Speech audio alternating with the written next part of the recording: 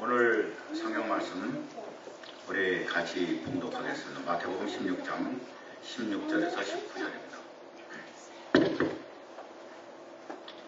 마태복음 16장 16절에서 19절 우리 다 같이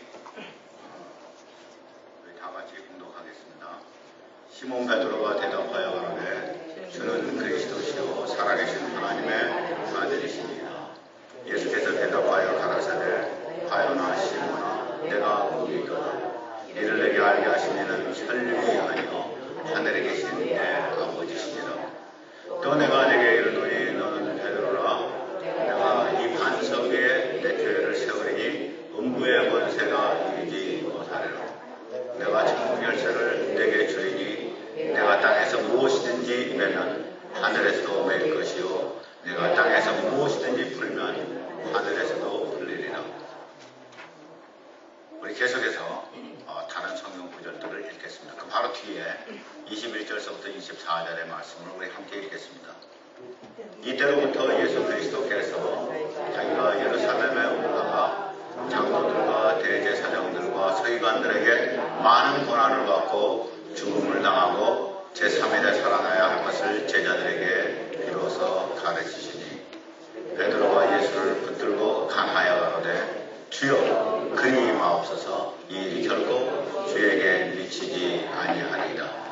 예수께서 돌이키시며 베드로에게 이르시되 사단아 내 뒤로 물러가라. 너는 나를 넘어지게 하는 자로다. 내가 하나님의 일을 생각지 아니하고 도리어 사람의 일을 생각하는도다 하시고 이에 예수께서 제자들에게 이르시되 아무든지 나를 따라오려거든 자기를 부인하고 자기 십자가를 지고 나를 쫓을 것이니라.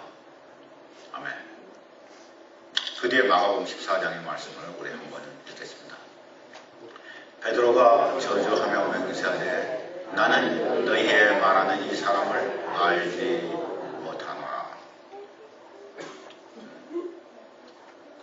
오늘 내 속에 숨어있는 베드로, Peter hidden in me.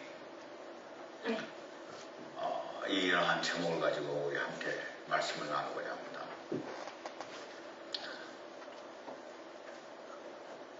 제가 성경에 혹시 조금 순서를 잘못 쓴 것 같지 않은가 하는 생각을 했었습니다.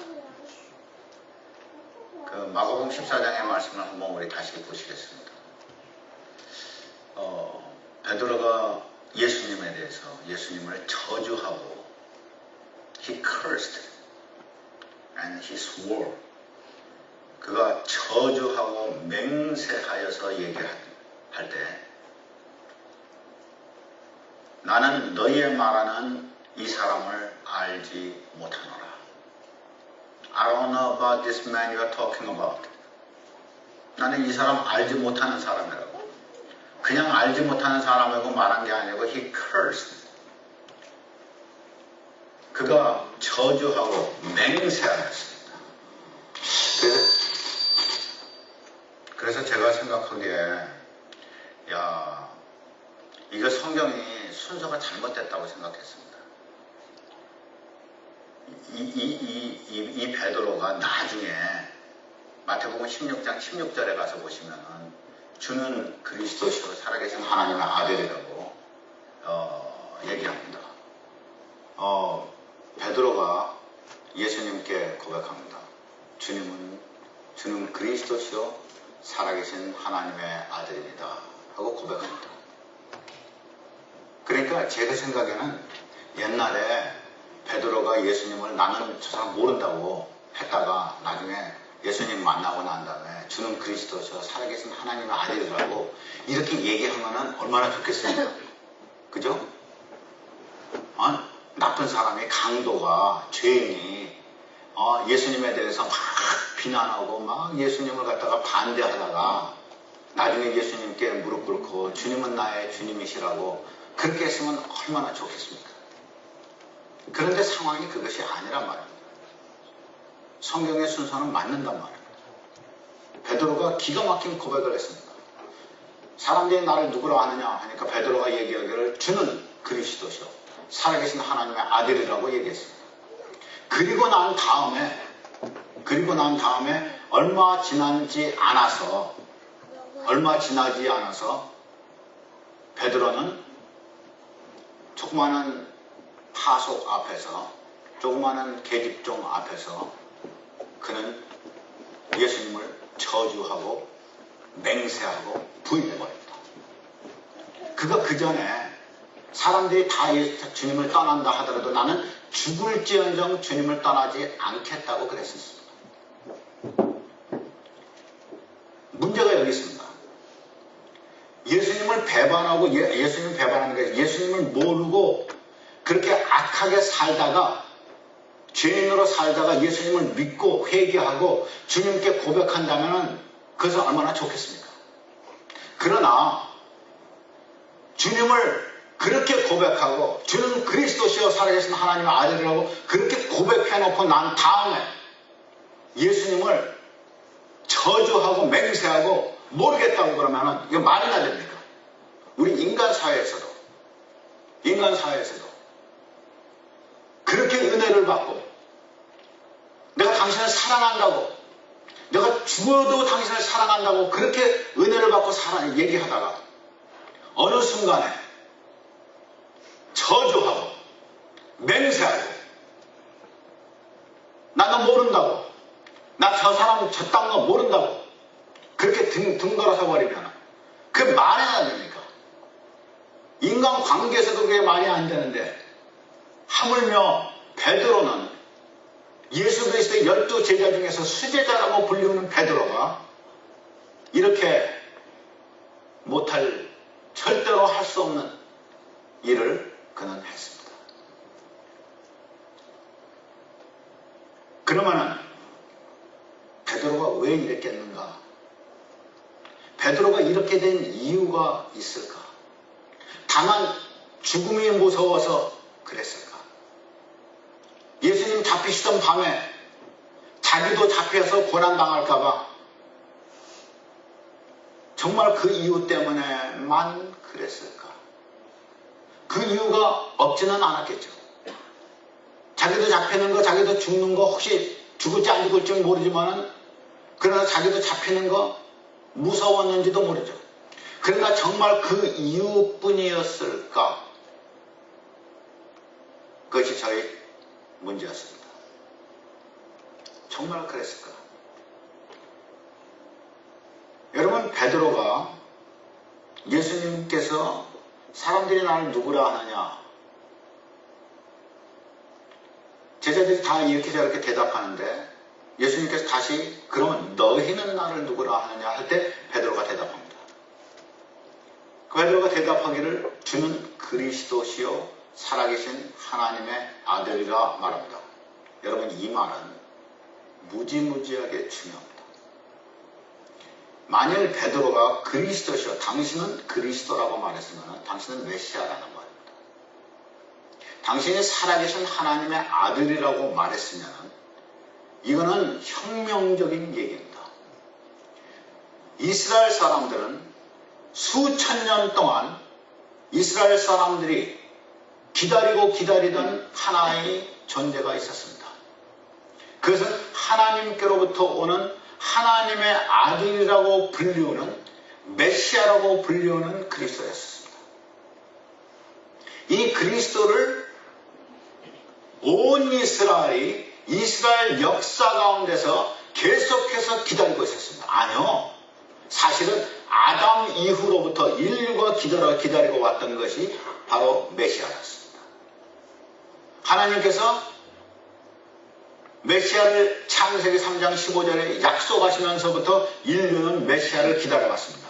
그런데 다른 사람들은 이것을 잊어버리고 있었지만은 이스라엘 사람들은 계속해서 이것을 붙잡고 있었습니다. 그래서 이스라엘 사람들은 우리를 통하여서, 이스라엘을 통하여서 언젠가 우리 아브라함의 혈통을 따라서 누군가 올 것인데 우리 메시아가 올 것이라고 그들은 기대했습니다. 그런데 그때까지 메시아는 오지 않았습니다. 그리고 지금 베드로는 기가 막힌 확신을 가지고 예수님 앞에 고백합니다. 당신은 그리스도시요 살아계신 하나님의 아들이라. 사람들은 당신을 뭐라고 말할지언정, 사람은 당신을 세례요한이라고 말하든지, 사람들은 당신을 엘리야나 예레미야나 선지자 중에 하나라고 말하든지 상관없다. 그러나 당신은 그러한 존재가 아니라 당신은 누구신가? 당신은 메시아라. 당신은 하나님의 아들이라.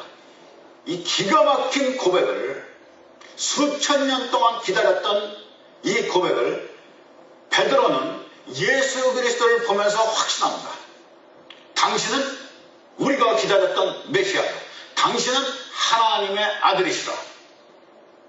예수님께서 축복하십니다. 바요나 시몬아, 네가 복이 있도다. 이것을 내가 알게 한 것은 네 지식도 아니야, 혈육도 아니야, 아무것도 아니라 하늘에 계신 내 아버지께서 너에게 알려준 것이다. 그런 놀라운 고백을 합니다. 다시 말해서 베드로가 이 고백을 할 때는 당신은 우리 이스라엘의 왕으로 오시는, 이스라엘의 왕으로 오시는 메시아입니다. 당신은 우리가 그렇게 소망하고 있었던 유일한 소망인, 그리고 소망의 완성이 되시는 하나님의 아들입니다. 그렇게 베드로는 지금 고백하는 겁니다. 이스라엘 백성들이 가지고 있었던 메시아 사상은 무엇입니까? 메시아가 오시면은 이스라엘은 온 세계 가운데서 가장 존귀한 나라가 될 것이요.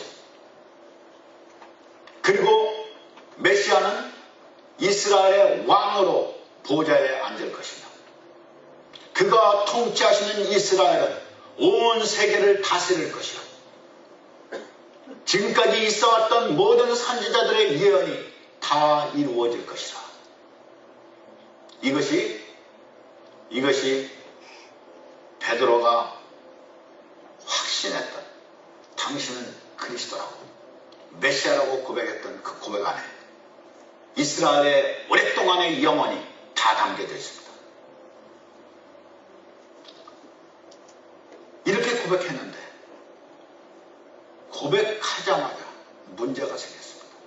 21절, 마태복음 16장 21절, 예수님께서 말씀하십니다. 바로 그때서부터 예수님께서 자기가 예루살렘에 올라가서 장로들과 대제사장들과 서기관들에게 많은 고난을 받고 죽임을 당하고 제3일에 살아나야 할 것을 비로소 가르치셨다 그랬습니다. 이때 베드로가 일어납니다. 뭐라고 합니까? 베드로가 예수를 붙들고 얘기합니다. Never, never.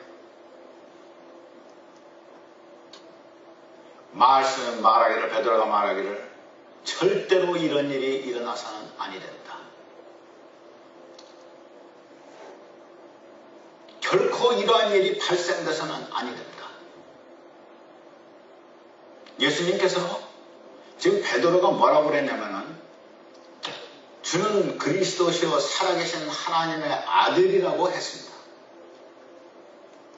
베드로가 주님께 당신은 우리가 기다리고 있었던 이스라엘의 소망인 이스라엘의 왕이신 메시아라 얘기했습니다.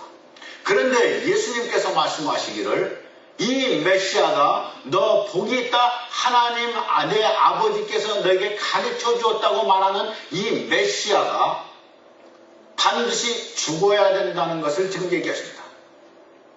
이때 베드로가 절대로 그래서는 아니 된다고 붙잡습니다. 그리고 예수님은 그를 꾸짖습니다. 사탄아, 내 뒤로 물러가라. 갑자기 복 있던 사람이 사탄으로 변합니다. 네가 하나님의 일을 생각하지 않고 도리어 사람의 일을 생각한다.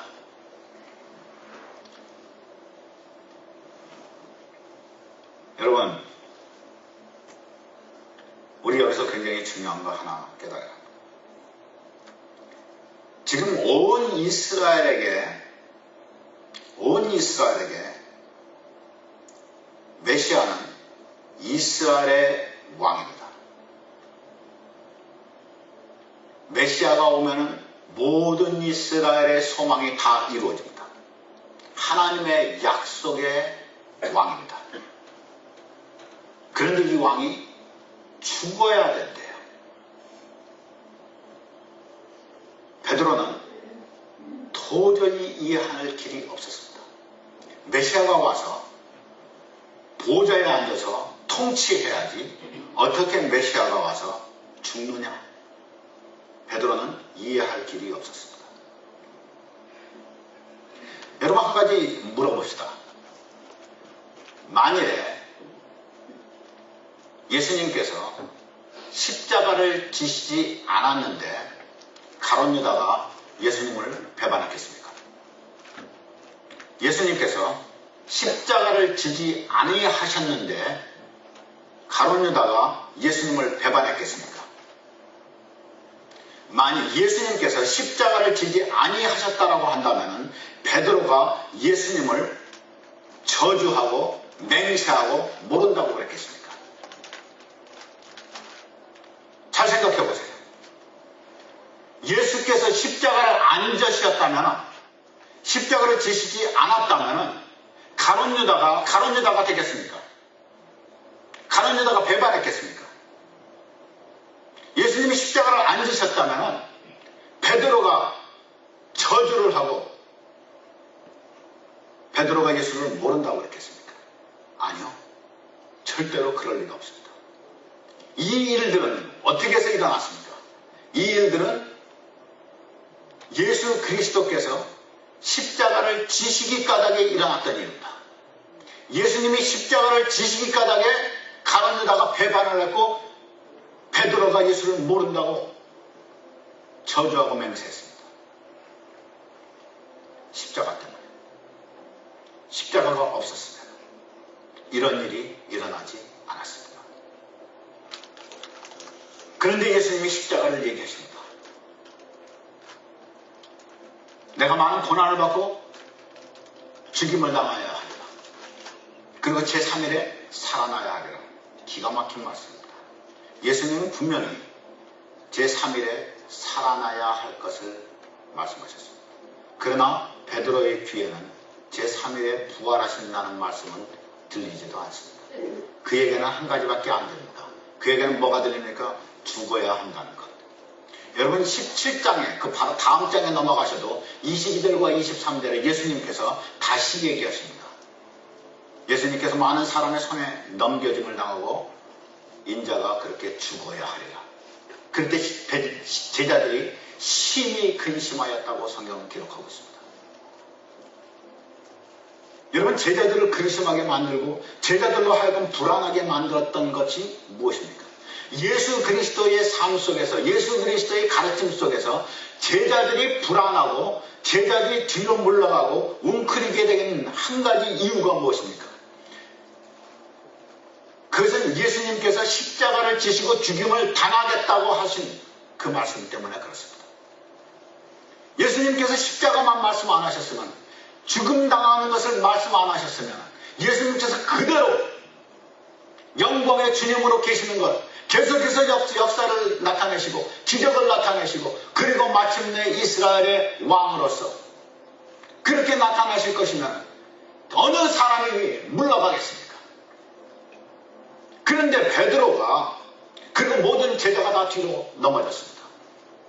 가룟 유다는 배반해버렸습니다. 이유가 뭡니까? 하나.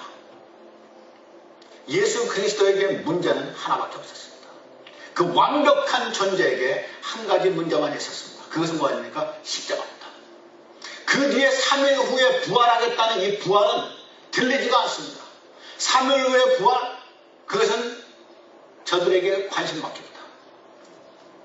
저들은 이제 죽으시겠다 한 그 말씀이 저들의 생각과 저들의 기대를 다 망가뜨립니다.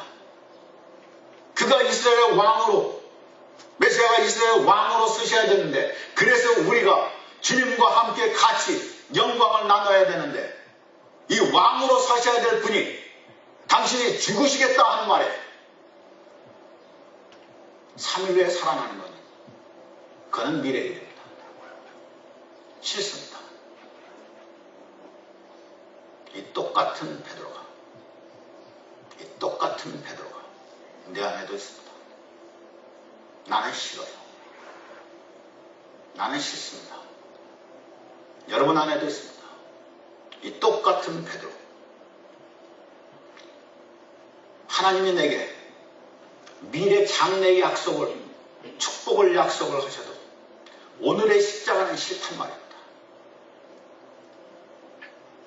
왜 내가 이 고난을 받아야 되냔 말이에요. 왜 내가 십자가를 져야 되느냐 말이에요. 예수님께서 말씀하시기를 당신만 십자가 지는 것이 아니고 누구든지 나를 따라오려거든 자기 십자가 지고 따라오라고 합니다. 싫단 말이에요. 내가 예수님과 함께 영광을 같이 나누고 축복을 받고 그 주님께서 주시는 그 놀라운 은혜 속에서 난 살고 싶은 거예요. 그런데 내가 왜 주님과 함께 영광을 얻기 위해서는 반드시 내가 십자가를 져야 된다는 말이에요. 십자가 지지 않고는 안 되겠냔 말이에요. 내가 십자가만 없었으면 내가 이재경이 됐겠어요. 고난이 없었으면 내가 이 모양 이 꼴이 됐겠어요. 십자가가 없었으면 베드로가 그렇게 저주하고 그렇게 예수님을 모른다고 그랬겠어요. 십자가가 없었으면 가룟 유다가 그렇게 배반하고 스승을 배반하고 그렇게 영원히 욕먹고 저주받는 이름이 됐겠어요. 몽땅 다 뭐가 문제예요? 십자가가 문제 아니에요. 그런데 왜 나에게 십자가를 주냔 말이에요. 내가 베드로보다 나아요? 내가 12사도들보다 나아요?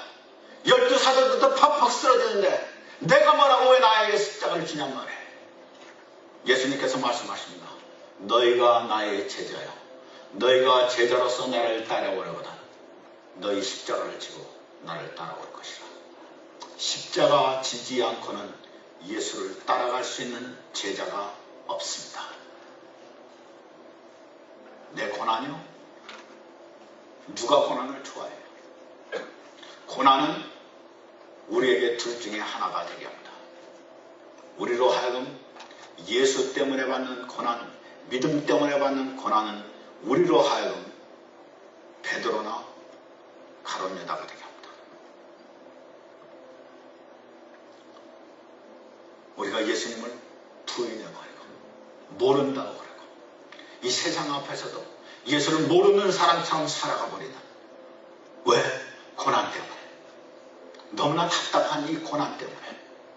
왜 나의 고난이 이렇게 오래 가냔 말이에요. 왜 내가 이렇게 힘들게 싸워야 되냔 말이에요.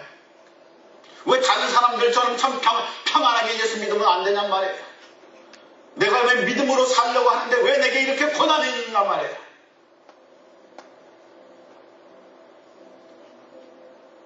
이 고난이 나로 하여금 예수님께로부터 멀리 물러가게 합니다. 얼마 후에 십자가의 날이 옵니다. 베드로는 예수님을 저주하고 베드로는 쓰러져 버립니다. 가룟 유다는 예수님을 타버립니다. 다른 모든 제자들 다 예수님을 떠나가 버립니다. 무엇 때문에? 십자가 때문에. 오늘 여러분은 어떻습니까? 나는 어떻습니까? 주님께서 내 앞에 두신 십자가 때문에 내가 예수님을 저주하고 내가 예수님을 모른다 그러고 될 대로 내라고 그러고 내가 예수님에게서부터 떠나가는 나의 모습은 혹시 없습니까?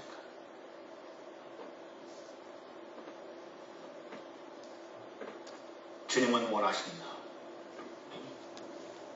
내가 십자가를 진 것처럼 너희도 십자가를 지라고.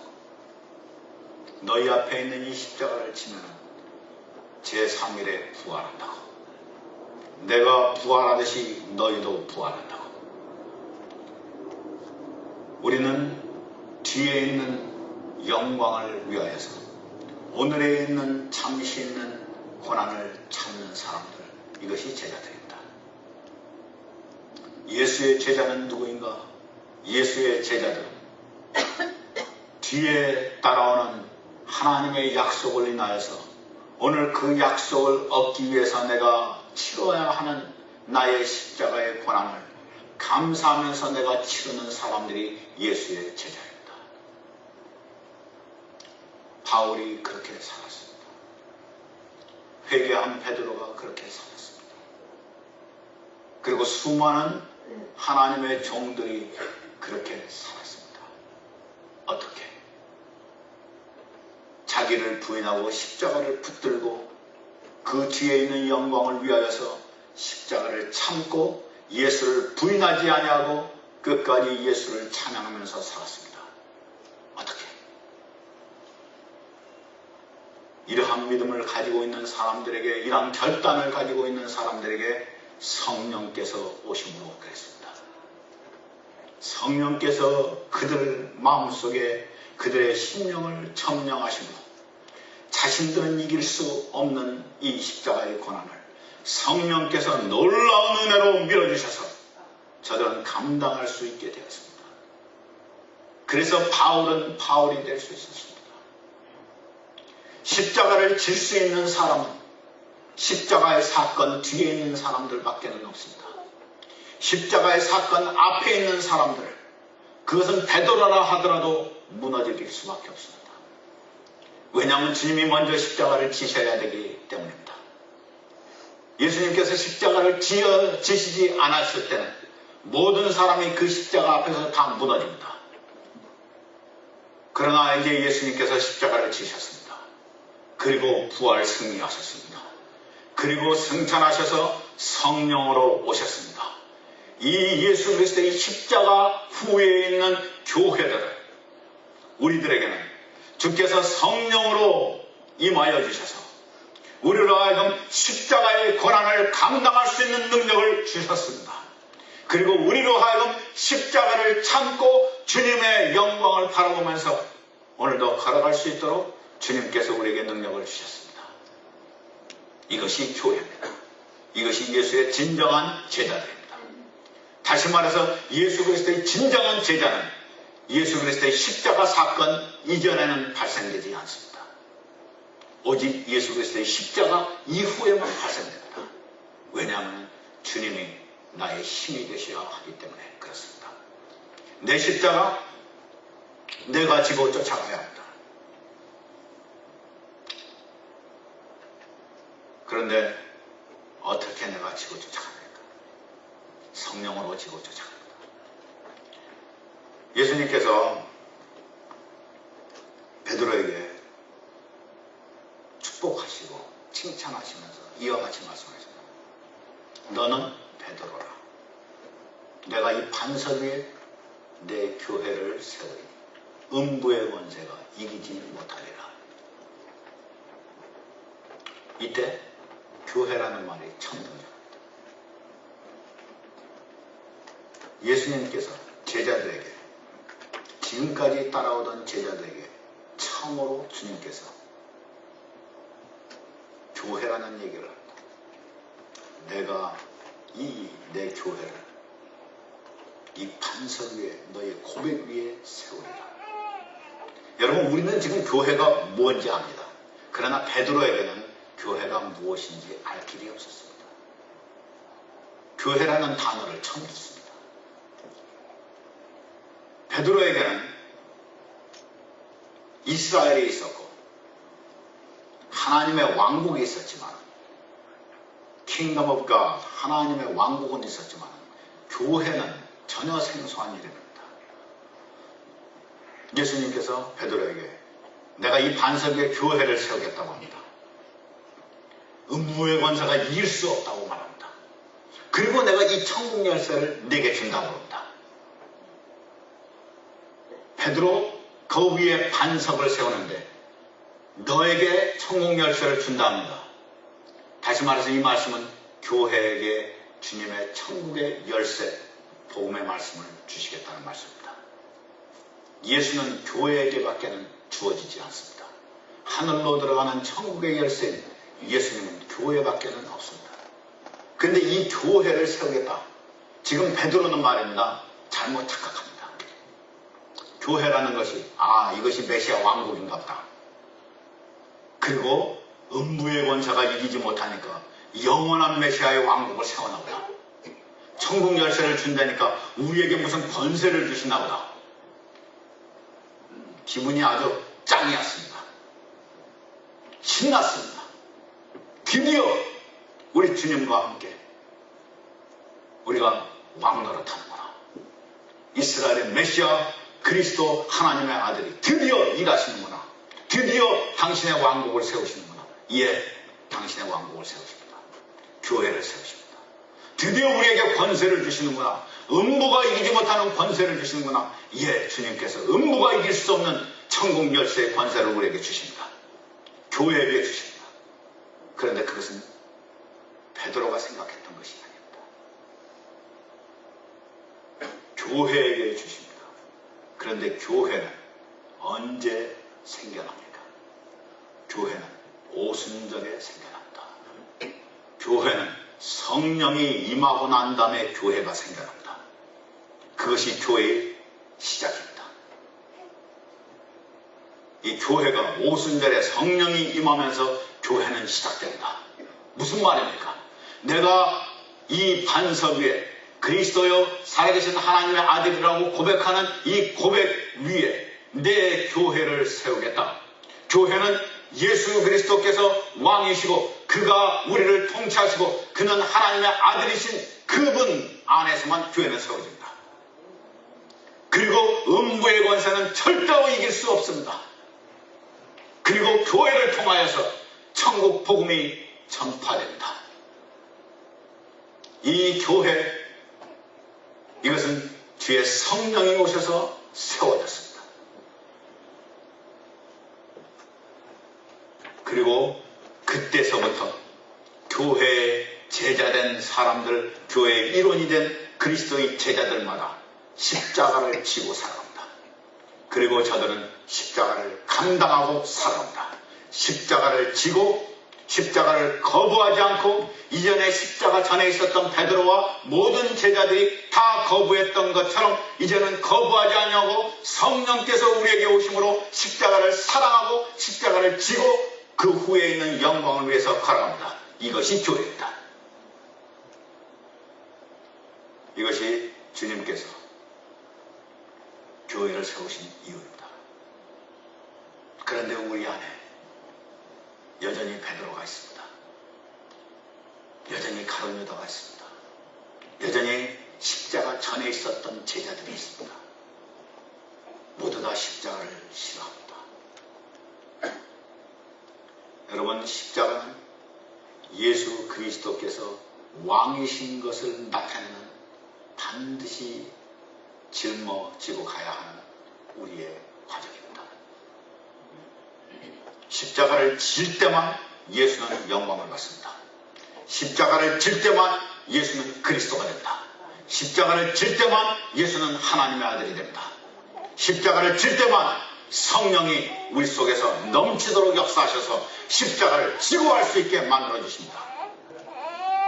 우리의 십자가, 우리 안에 있는 베드로를 꺾어버리고 성령으로 충만한 베드로로 만들어서 이제는 부활 후에 있는 베드로, 교회 안에서 하루에 3,000명도 변화시키고 5,000명도 변화시키는 그 놀라운 베드로로 우리 안에 있는 베드로를 바꿔야 될 것입니다. 여러분께서 많이 기도하시고 하나님 앞에 부르짖는 기도의 제목들이 있는지 압니다. 그리고 이것은 오랫동안 해결되지 아니한 것들도 있는지 압니다. 이것이 믿음의 싸움을 싸우는 것이면 이것은 여러분의 십자가일지 모르겠습니다. 여러분, 그 십자가를 잘 감당할 수 있는, 그 십자가에서 무너지는 베드로가 되지 아니하고 그 십자가를 잘 감당하는 부활 후의 베드로가 될 수 있는 방법은 하나밖에 없습니다. 그 길은 성령 충만해야 합니다. 성령으로 충만하셔야 합니다. 여러분, 어려울 때마다 내 속에 있는 감춰진 사람들 앞에서 예수를 부인하는 그러한 베드로가 있을 때마다 여러분 성령님께 기도하세요. 성령이여 나를 충만케 하셔서 내 힘으로 내가 이기지 아니하고 주의 성령으로 내가 나를 이겨서 내 안에 있는 베드로는 죽고 다시 베드로가 살아난 베드로, 나로 하여금 주님을 놀랍게 고백하고 증거하는 베드로로 삼아 주옵소서. 이와 같이 여러분께서 하나님께 기도하시므로 성령 충만한 베드로 그렇게 일어나시기를, 그런 교회의 일원으로 천국의 열쇠를 맡은 자 중에 하나로 그렇게 일어날 수 있게 축원합니다. 다 같이 기도하시겠습니다.